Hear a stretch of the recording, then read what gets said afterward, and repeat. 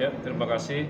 Saya kira dengan tema optimalisasi peran BPKN dalam perlindungan konsumen untuk digitalisasi ini memang sangat tepat, dan kita berharap karena ada banyak hal yang mau kita perjuangkan. Pertama tentu regulasi ya, terkait dengan undang-undang ini sudah masuk prolegnas, mudah-mudahan itu menjadi jawaban bahwa BPKN ada perubahan kan gitu, dan kemudian secara kelembagaan kesepakatan kami kebetulan ini juga didampingi Pak Waka dan PLT SES, tentu kita berharap status dari kepegawaian kita itu sudah jelas tahun ini kan gitu, sehingga dua pilar itu kita sudah tenang dalam hal bekerja, sehingga persoalan-persoalan terkait dengan katakanlah program-program kita dalam raker nanti itu benar-benar bisa kita maksimalkan, karena memang secara kelembagaan regulasi kita sudah siap kan gitu. Dan yang terpenting adalah bagaimana kemudian konsumen rentan ini yang menjadi catatan kita dalam konteks digitalisasi kan gitu, karena korban-korban dari perlindungan konsumen ini seringkali karena mereka tidak paham, tidak mampu, dan tidak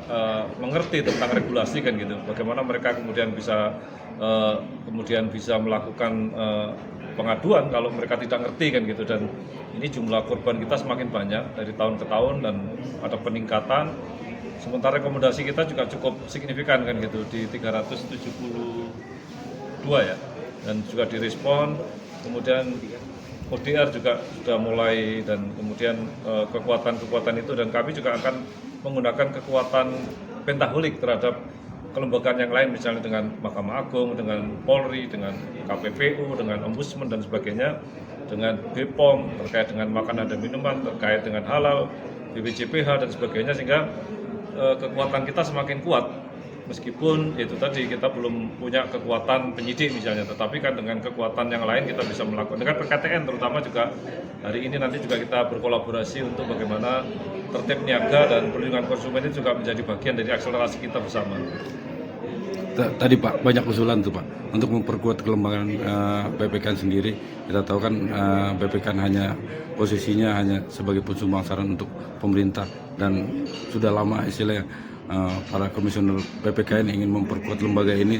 Tapi sejauh mana Pak seperti ini untuk regulasi untuk memperkuat sebagai penindak untuk istilahnya agar konsumen kita lebih berdaya lagi Pak? Ya, jadi kalau revisi undang-undang ini keluar tahun ini misalnya, kita sudah anggaran mandiri kan gitu, dan kita punya yang namanya kesekjenan tadi, dan yang terpenting kita punya hak eksekutorial, artinya ya tentu penindakan di lapangan, bagaimana kemudian ke depan nanti kita harus punya penyidik sebagaimana lembaga-lembaga yang lain, karena namanya perlindungan itu ya tentu dengan perangkat yang kuat, tidak hanya seperti kita ini hanya rekomendasi, advokasi, edukasi dan kerjasama kan gitu, tapi lebih kalau eksekutorial ya tentu kita bisa melakukan lebih cepat, bagaimana kemudian perlindungan itu semakin masif, terstruktur dan sistematik itu kan gitu.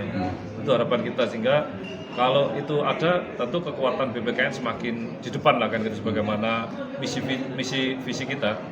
Nah, untuk itu tadi Pak, dalam diskusi tadi kan dibahas tentang kepastian rekrutmen tenaga pejabat-pejabat di BPKN sendiri Pak. Apakah nanti ada penambahan SDM Pak untuk istilahnya meningkatkan optimalisasi tadi? Ya, tentu dengan kekuatan yang sekitar kita sudah hebat-hebat sebenarnya, tetapi kan karena undang-undang harus berubah bentuk menjadi ASN atau P3K, tentu kita harus ikut aturan itu kan gitu, dan itu adalah sebuah legitimasi bahwa pengakuan memang kita untuk sekretariatan sudah pada final, artinya sudah P3K kan gitu, bagaimana penjelasan dari Pan RB maupun dari Biro Kepegawaian dari Kemendak, karena rumah kami masih di Kemendak kan gitu, untuk kesekjenannya ikut kan gitu. Nah, kalau kemudian itu misalnya sudah selesai ya tentu kita lebih tenang, dan gitu teman-teman sekretariatan lebih optimal dalam bekerja, sehingga tidak ada nanti tahun depan bagaimana, mereka sudah punya percaya diri lah, kepastian kesejahteraan dan kepastian hukum terutama statusnya sudah bisa on kan gitu, bisa langsung jalan itu, seperti itu. Pak, terkait IKK Pak, ini kan di 2023 kan 57% Pak. Iya. Artinya dia mampu gitu Pak. Tapi masih ada 40 sekian lagi sebetulnya. Nah, itu tantangannya apa Pak kalau boleh tahu? Ya, kalau IKK kita progresnya bagus kan gitu, naik terus kan gitu.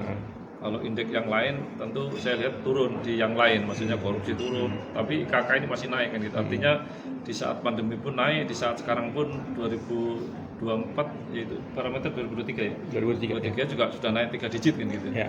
Artinya sebentar lagi kita sudah kategori kritis ya. Kritis ya, artinya itu artinya sebentar lagi kalau 3 digit lagi ya kurang lebih ya. Kalau sudah angka 60 maka kita sudah setara dengan negara-negara Asia yang lainnya yang sudah mendekati angka 60. Dan ini sesungguhnya saya kira dari masyarakat kita yang sudah mulai aktif, kemudian lembaga-lembaga seperti LPKSM, BPSK, dan kemudian BPKN dan seluruh kementerian KL kita sudah mulai bergerak dalam rangka bagaimana pelindungan konsumen ini benar-benar menjadi primadona dan menjadi center point kan gitu, leading sektor. Bagaimana mereka juga, karena persoalan sekarang kan tidak segampang dulu kan gitu. Sekarang sudah di era seperti ini kita kecepatan kemudian ruang-ruang konsumen ini sekarang mulai aktif kan gitu. Artinya ya nggak bisa kemudian seperti dulu ketika seperti manual pengaduan. Sekarang udah pakai handphone, pakai aplikasi, bahkan sudah pakai medsos, bahkan sudah mereka juga interaktif sekali kan gitu. Kalau nggak nerima dia pakai media sosial dan sebagainya, sehingga itu menunjukkan bahwa kritisnya itu sudah mulai kan gitu. Nah, barangkali ini juga perlu dijembatani oleh kita semua BPKN dan tentu pada elemen stakeholder yang lain untuk membuka ruang sebesar-besarnya terhadap hubungan antara konsumen dan pelaku usaha itu biar harmonis kan gitu. Karena kalau pengusahanya tanggung jawab, konsumennya cerdas, itu ada titik keseimbangan yang luar biasa kan gitu. Sehingga persoalan-persoalan menjadi turun dan tentu menyelamatkan uang negara yang cukup besar gitu. Terima kasih.